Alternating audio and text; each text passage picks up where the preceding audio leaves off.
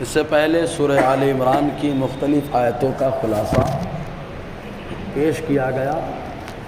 جو سلسلہ چلا پچھلے ہفتے وہ غزوہ احد کے تعلق سے رہا کہ حضور صلی اللہ علیہ وسلم کو جب خبر لگی کہ مکہ کے باشندے حملہ کرنے کی تیاری کر رہے ہیں، اور خبر دینے والے حضور کے چچا حضرت عباس جو ابھی تک تو ایمان نہیں لائے تھے، لیکن بدر کے مقام پر فدیہ دیتے وقت ان کے دل میں آقا علیہ السلام کی عظمت بیٹھ گئی تھی، تو انہوں نے پیغام لکھ بھیجا تھا کہ آپ تیاری کر لیں، مکے سے بڑے شد و مد اور تمطراق انداز میں جو ہے آپ پر حملے کی تیاری ہو رہی ہے۔ 1200 مرد تھے مکے کی طرف سے اور 500 عورتیں تھیں جو ابھارنے کے لیے ساتھ میں آئی تھی۔ اس طریقے سے 1700 لوگوں پہ مشتمل کفار مکہ کا قافلہ لشکر اسلام اور پیغمبر اسلام صلی اللہ علیہ وسلم کو نقصان پہنچانے کے لیے مدینہ طیبہ کی طرف رواں دواں ہوا۔ حضور صلی اللہ علیہ وسلم نے بھی مشورہ کیا، 2 مشورے سامنے آئے، مدینے میں رہ کر کے دفاعی پوزیشن اختیار کی جائے، اور کچھ لوگوں نے کہا نہیں اٹیک کیا جائے، مدینے سے نکل کر کے مقابلہ ہو۔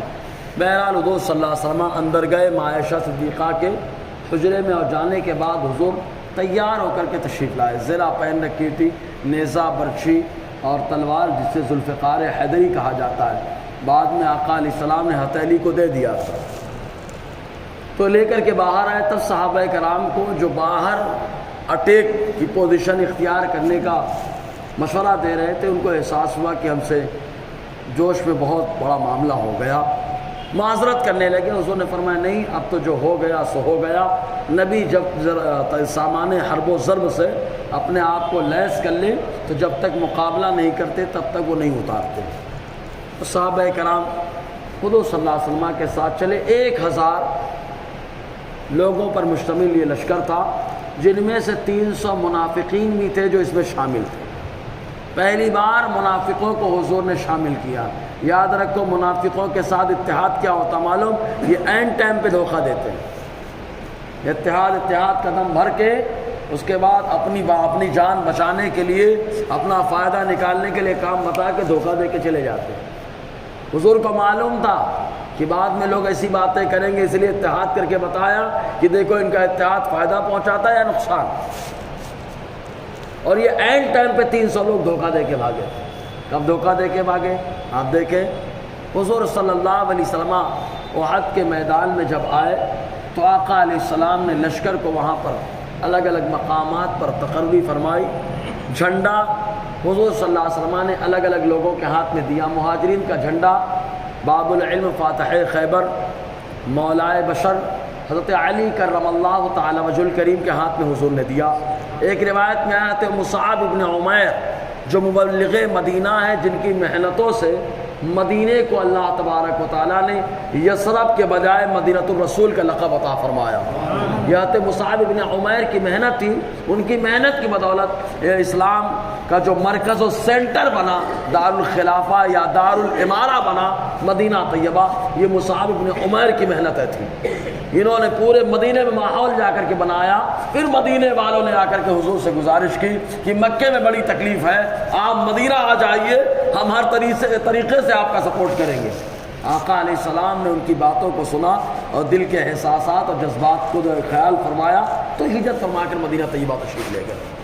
تو ایک روایت کے مطابق حضرت علی کے ہاتھ میں مہاجرین کا جھنڈا تھا، اور ایک روایت کے مطابق حضرت مصعب ابن عمیر رضی اللہ تعالی عنہ کے ہاتھ میں جھنڈا تھا۔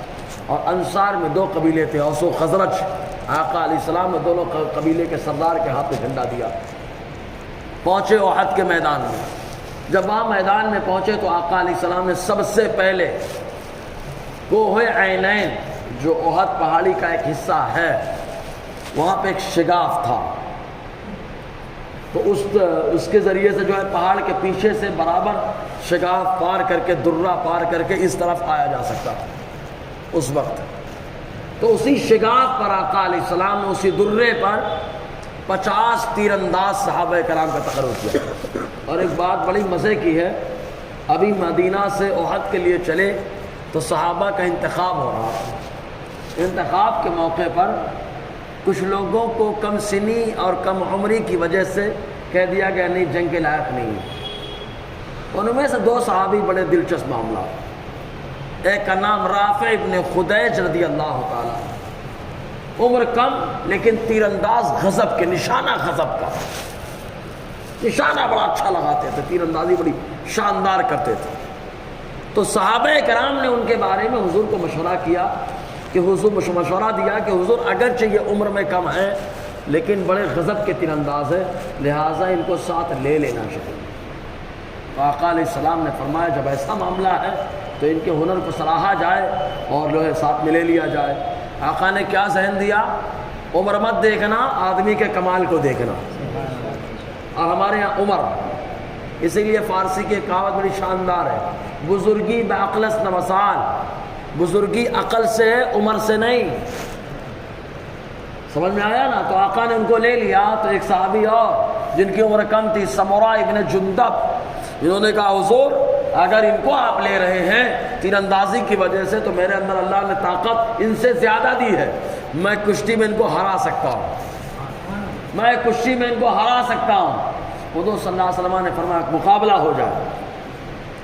جب مقابلہ ہوا تو اب رافع ابن خدیج جان بوجھ کر کے کہ ان کا بھی سلیکشن ہو جائے، جان بوجھ کر کے، یا خود اللہ تعالیٰ نے سمرہ ابن جندب کے اندر طاقت عطا فرمائی کہ انہوں نے حضرت رافع کو شکست دے دی.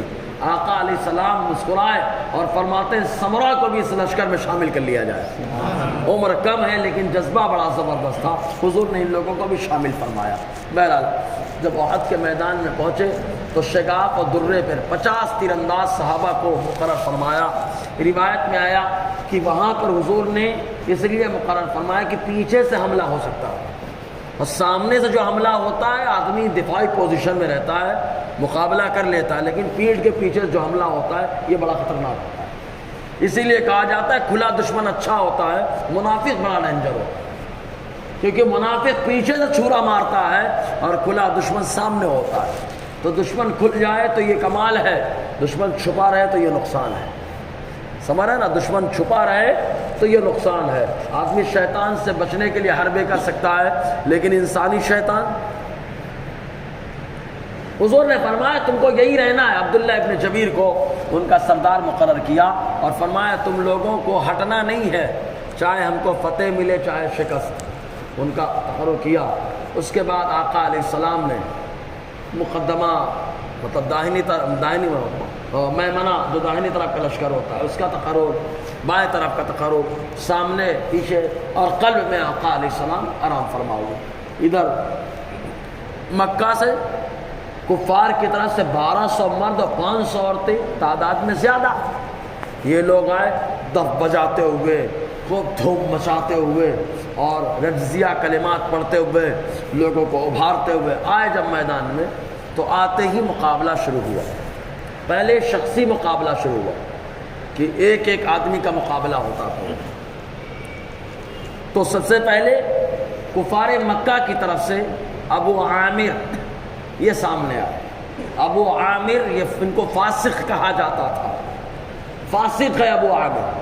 ان کے بیٹے حضرت حنظلہ رضی اللہ تعالی عنہ، انہوں نے کہا حضور مجھے اجازت دیں، اگرچہ میرا باپ ہے لیکن مقابلے میں آپ کے ہے، میں مقابلے کے لیے جاؤں گا، جا کر کے مقابلہ کروں گا.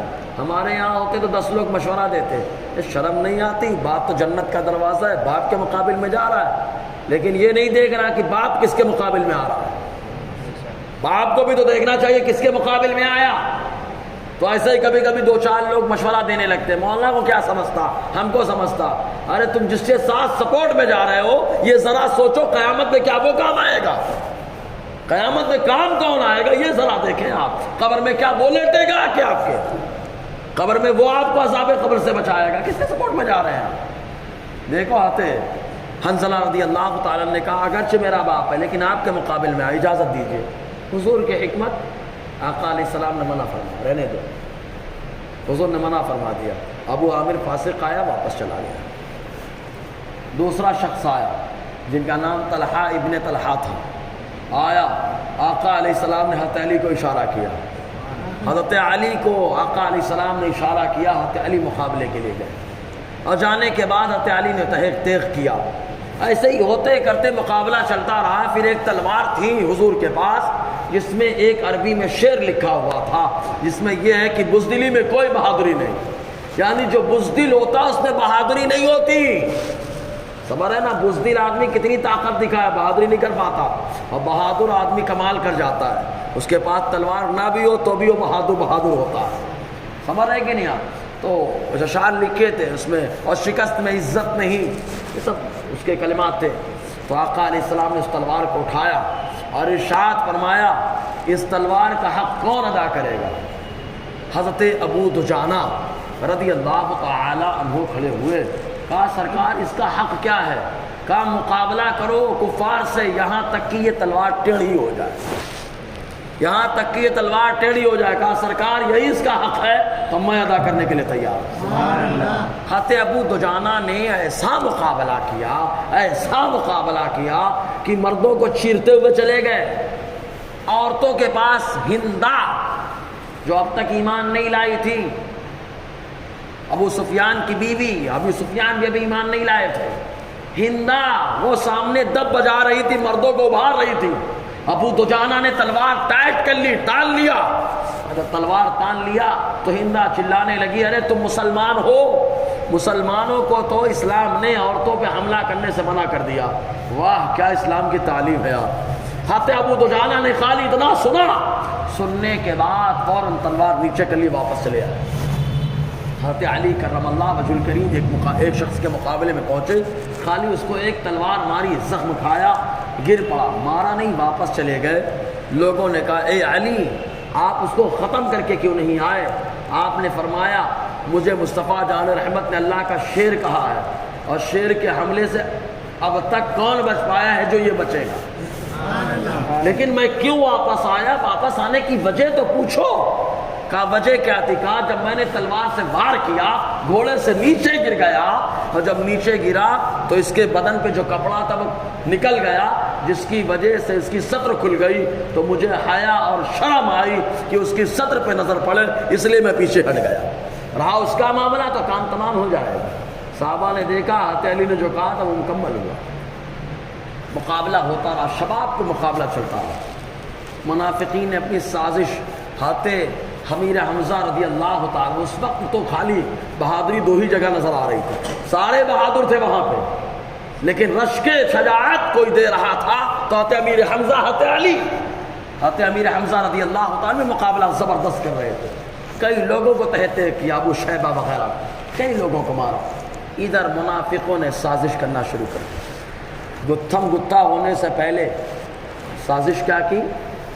منافقوں نے سازش کی، عبداللہ ابن ابی دو چیزوں کی وجہ سے مسلمانوں سے ناراض تھا۔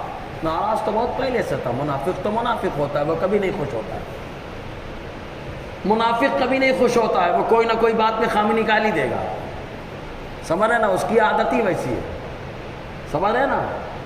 جس آدمی کو بخار ہو اس کو میٹھا کھانا بھی جو ہے نا کڑوا لگتا ہے، پانی بھی کڑوا لگتا ہے، تو منافقت کا بخار ایسا ہے کہ اس کو اسلام کی ہر تعلیم خراب لگتی ہے، سمجھ میں آیا؟ جب آدمی منافقت سے ہٹ جاتا ہے تب اس کو صاف سمجھ میں آتا ہے کہ واقعتاً حق کیا ہے اور سچ کیا ہے۔ جی ایمان میٹھا ہے، حضور نے فرمایا جو ایمان کی مٹھاس کو پا لیتا ہے وہ کفر کو پسند نہیں کرتا، پھر بالکل نہیں پسند کرتا، بخاری کی حدیث ہے۔ بہرحال تو عبداللہ ابن ابی نے کہا یہ لوگ 1700 ہیں، ہم لوگ تھوڑے سے، ان کا کیا مقابلہ کریں گے، یہ لوگ مار ڈالیں گے ہم کو۔ اور کیوں کہہ رہا تھا؟ پہلی وجہ وہ خود کہہ رہے، اس کا مشورہ تھا ہم لوگ دفاعی پوزیشن میں مقابلہ کریں گے، اس کا مشورہ مانا نہیں گیا، تو کہا ان جوشیلے نوجوان میدان میں لے کے آ گئے، مروا دیں گے یہاں پہ۔ دوسری وجہ کیا تھی؟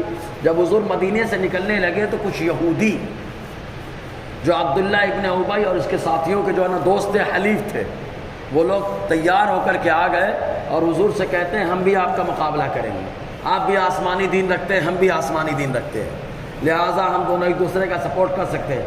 آقا نے فرمایا مکہ کا باشندہ بھی کفر ہے، کافر ہے، جو آ رہا ہے وہ کافر ہے، مقابلے میں تم بھی کافر ہو، کافر کافر ہوتا ہے، الکفر ملت واحدہ، کفر ایک دین ہے، کافر کے مقابلے میں کافر کی مدد نہیں لے سکتا، حضور نے منع فرما دیا۔ تو عبداللہ ابن ابی کو یہی بات خراب لگ گئی، تو کہا اب چلنا چاہیے یہاں سے، بلغلانا شروع کر دیا، کانا کان کان کان کان کان کان کان شدہ بات پہنچی، 300 لوگ تیار ہو گئے واپسی کے لیے، این ٹائم پہ جنگ چل رہی ہے، چھوڑ دیا مورچہ ان لوگوں نے چھوڑا۔ تو مسلمانوں میں اوس و خزرج کے 2 قبیلے، ایک کا نام تھا قبیلہ بنو سلمہ، دوسرے کا نام تھا قبیلہ بنو حارثہ، ان لوگوں نے بھی کہا کہ ہم کو ساتھ میں چلنا چاہیے۔ منافقین، دیکھو منافقین کی کہ اتحاد اور ان کے سپورٹ نے فائدہ نہیں پہنچا، نقصان کیسا پہنچایا؟ ایسا نقصان پہنچایا کہ 2 مخلص صحابہ کرام کا گروہ بھی ان کے سپورٹ میں آ گیا اور بولنے لگا نہیں چلنا چاہیے، تو وہ 300 چلے اور یہ لوگ بھی چلنے لگے۔ بعد میں اللہ تبارک و تعالیٰ نے قبیلہ بنو حارثہ اور قبیلہ بنو سلمہ کی جو خطا ہوئی تھی، اللہ تعالیٰ نے معافی کا اعلان فرما دیا تھا، اللہ تعالیٰ نے معاف فرمایا۔ پھر بھی صحابہ کرام یہ 300 گئے، وہ گئے، صحابہ مقابلہ کرتے رہے، اور اللہ تبارک و تعالیٰ نے مسلمانوں کو غضب کی فتح عطا فرما دی۔ صحابہ کرام بڑے خوش، کیونکہ بدر میں بھی فتح، یہاں پر بھی فتح، صحابہ کرام ایک دم خوش، زبردست ایک دوسرے کو مبارکبادی پیش کرنے لگے۔ کچھ صحابہ کرام نے تو یہاں تک حضور سے کہا کہ اب ہم کو فتح مل گئی ہے، یہ کفار بھاگ کے جا رہے ہیں، ہم ان کو مکہ تک پکڑیں گے اور جہاں ملیں گے وہاں پہ ان کو ماریں گے۔ ادھر یہ بات چل رہی ہے، وہ شگاف درہ پہ جو 50 صحابہ کو حضور نے منتخب کیا تھا تیر اندازی کے لیے، وہاں سے حملہ ہو تو پیٹھ کے پیچھے سے حملہ ہو، حضور نے منتخب فرمایا، ان میں اختلاف ہو گیا۔ کیوں اختلاف ہوا؟ مال غنیمت، اب تو مال غنیمت لوٹنا چاہیے۔ حضرت عبداللہ ابن جبیر نے کہا حضور نے منع فرمایا، کہا نہیں لوٹنا چاہیے، ہم کو فتح مل گئی ہے، کہا حضور نے منع فرمایا، نہیں مانے۔ 40 لوگ نیچے اتر گئے، جب 40 لوگ نیچے اترے مال غنیمت لوٹنے لگے۔ ادھر کفار کی طرف سے حضرت خالد ابن ولید جو بھی ایمان نہیں لائے تھے، حضرت اکرمہ جو ایمان نہیں لائے تھے، ان لوگوں نے ارادہ بنا لیا کہ حملہ جو ہے شگاف سے کرنا چاہیے، پیٹھ کے پیچھے سے حملہ کرنا چاہیے۔ کیا مصطفیٰ کا علم غیب ہے یار؟ حضور نے فرمایا کچھ بھی ہو ہٹنا مت تم، کیونکہ مصطفیٰ نے کو معلوم تھا کہ یہ ہٹیں گے اور ادھر ہی سے معاملہ ہو، اسی لیے آقا علیہ السلام نے فرمایا ہٹنا مت۔ ان لوگوں نے ادھر ہی پیچھے سے حملہ کر دیا۔ وہ 10 صحابہ کتنا مقابلہ کرتے ہیں، سامنے تیر اندازی، وہ 10 کے 10 شہید ہو گئے۔ ادھر سے ایسا حملہ ہوا کہ صحابہ کرام کئی گروہ میں بٹ گئے، کئی گروہ۔ اب کچھ لوگ جو ہے نا میدان چھوڑ کے پہاڑ کے غار میں جا کر چھپ گئے، کچھ مدینے بھاگ کے چلے گئے، پیچھے سے حملہ تھا اور اوپر سے حملہ تھا، اور کچھ ادھر ادھر تیتر بیتر ہو گئے۔ ایک گروہ وہ تھا جو مصطفیٰ جان رحمت کے ساتھ ثابت قدم تھا، مضبوطی سے کھڑا تھا۔ ان کھڑے رہنے والوں میں سب سے افضل انبیاء کے بعد جن کو کہا جاتا ہے وہ ابوبکر صدیق، وہ بھی موجود تھے، حضرت عمر بھی موجود تھے، حضرت علی بھی موجود تھے، حضرت طلحہ موجود تھے، حضرت سعد بن ابی وقاص موجود تھے، کئی صحابہ موجود تھے۔ آقا علیہ السلام وہیں پر احد کے میدان میں ایک گڑھا تھا، اس گڑھے میں آقا علیہ السلام صحابہ کے ساتھ اترنے لگے۔ کافروں کی طرف سے ایک نالائق، اس نے زوردار پتھر مارا، بڑا سا ایسا پتھر مارا کہ آقا علیہ السلام نے زرہ اور خوش پہن رکھا تھا، تو خوش کی آنکڑی ٹوٹ گئی، جس کی وجہ سے ہونٹ حضور کا کٹ گیا، دانت ٹوٹ گئے، تو حضور کا خون نکلنے لگا۔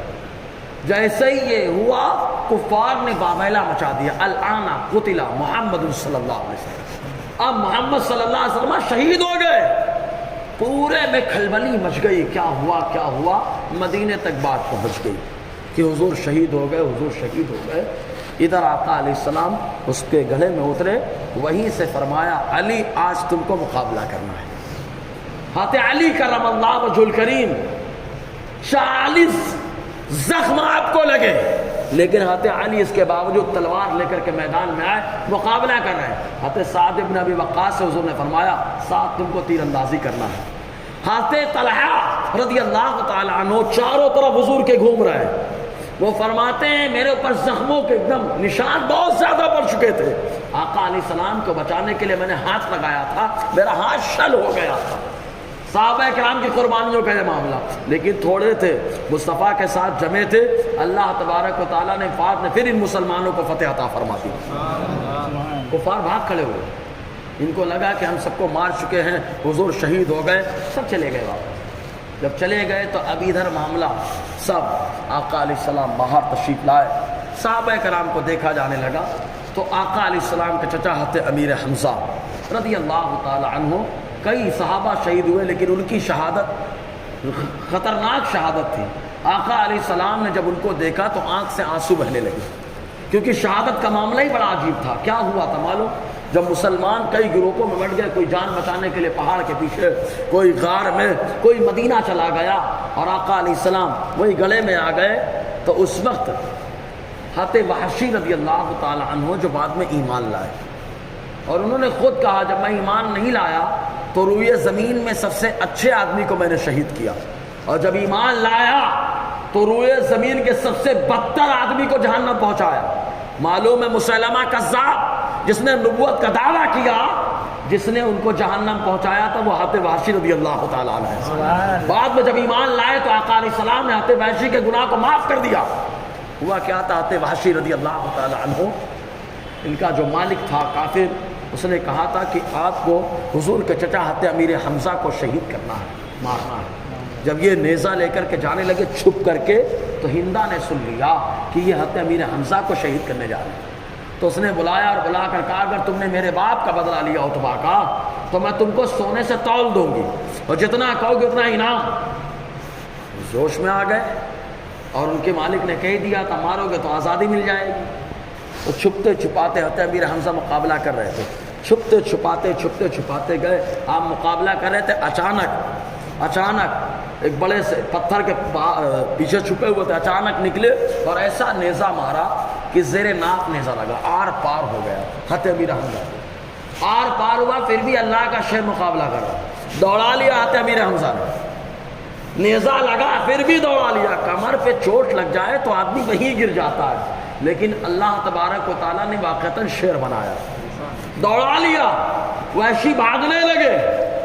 جب آتے وحشی جو ایمان نہیں لائے تھے اس وقت بھاگ رہے تھے، آپ دوڑاتے دوڑاتے اچانک سامنے بڑا سا کھڈا تھا، پتھروں سے بہا ہوا، تو آپ جو ہے نا ٹھوکر لگی اس کے اندر گر پڑے، جس کی وجہ سے آپ کو جو ہے اللہ تبارک و تعالیٰ نے دنیا کی سیر کو ختم فرما کر جنت کی سیر عطا فرمائی۔ آپ شہید ہوئے، آپ کی شہادت گر گئے، آپ شہید ہو گئے، پھر بھی ہمت نہیں پڑ رہی وحشی کی کہ نیچے گڑھے میں اتر کر کے آپ کو جو ہے نا آپ کو نقصان پہنچایا جائے، تو چھوٹے چھوٹے پتھر کو مارنا شروع کیا، پتھر مارنے لگے۔ جب پتھر مار رہے بدن میں حرکت نہ ہوئی تو یقین ہو گیا کہ شہید ہو گئے۔ اب اس کے بعد انعام کی لالچ میں نیچے اترے، نیچے اترنے کے بعد اعضائے مخصوصہ کو کاٹا، کلیجہ نکالا، معلوم ہے ہار کے طور پر بنایا، گلے میں پہنا، انعام لینے کے لیے گئے بیر کے۔ تو ان لوگوں کا معاملہ ہوا، حضرت امیر حمزہ شہید ہو گئے، حضور شہید ہو گئے، یہ اعلان کرتے ہوئے بھاگ گئے وہ لوگ۔ جب یہ بھاگے آقا علیہ السلام نے سب کو جمع کرنے کے لیے حکم دیا تو حضرت امیر حمزہ رضی اللہ تعالیٰ عنہ کو تلاش کیا گیا، وہ ایک دم ہٹ کے تھے۔ جب ان کو لایا گیا پاس میں، آقا علیہ السلام نے دیکھا تو آنکھوں سے آنسو بہنے لگے، اور آقا علیہ السلام نے سب کے جنازے کی نماز ایک بار پڑھی ہے، لیکن واہ حضرت امیر حمزہ، ان کے جنازے کی نماز آقا علیہ السلام نے 70 بار ادا فرمائی، کیونکہ سب کے جنازے کی نماز آقا علیہ السلام الگ الگ پڑھ رہے تھے، تو جس کی پڑھتے تو حضرت امیر حمزہ کو ساتھ میں شامل کر لیتے۔ 70 بار پڑھ لیا آقا علیہ السلام نے جنازے کی نماز۔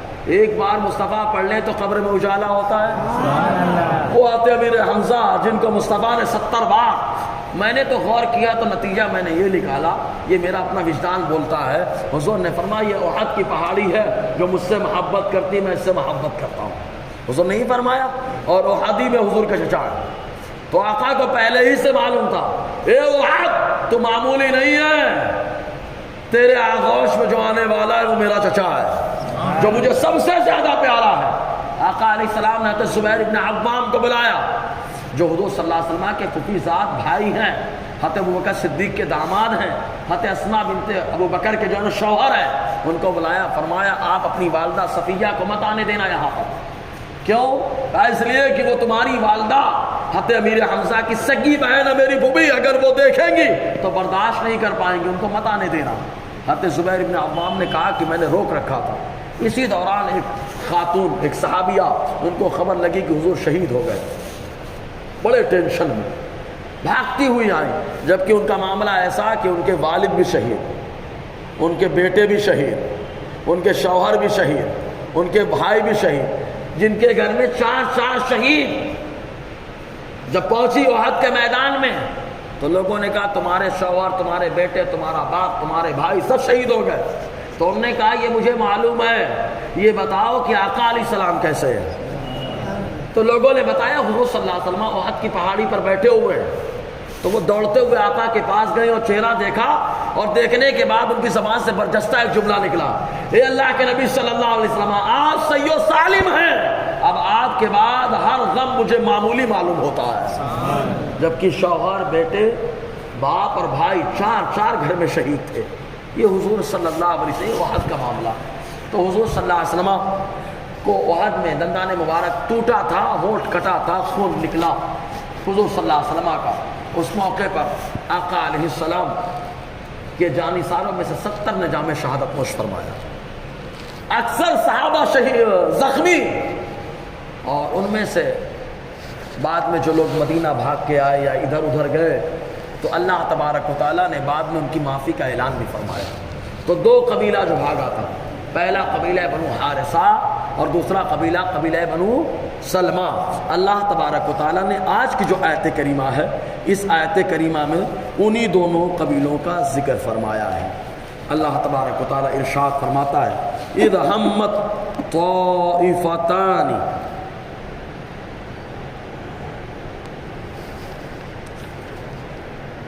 اللہ تبارک و تعالیٰ فرماتا ہے جب تم میں سے 2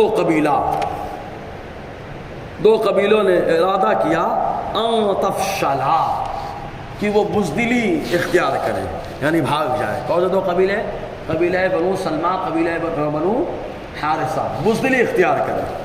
واللہ ولیہما، ان دونوں نے بزدلی کا اظہار کرنے کا ارادہ کیا، واللہ ولیہما، اور اللہ ان کا مددگار ہے۔ کیا بات ہے یار، ہے تو مخلص صحابہ، لہٰذا اس گناہ پہ تان نہیں کر سکتے۔ کیوں؟ کہ اس لیے کہ ان کا مددگار اللہ تبارک و تعالیٰ۔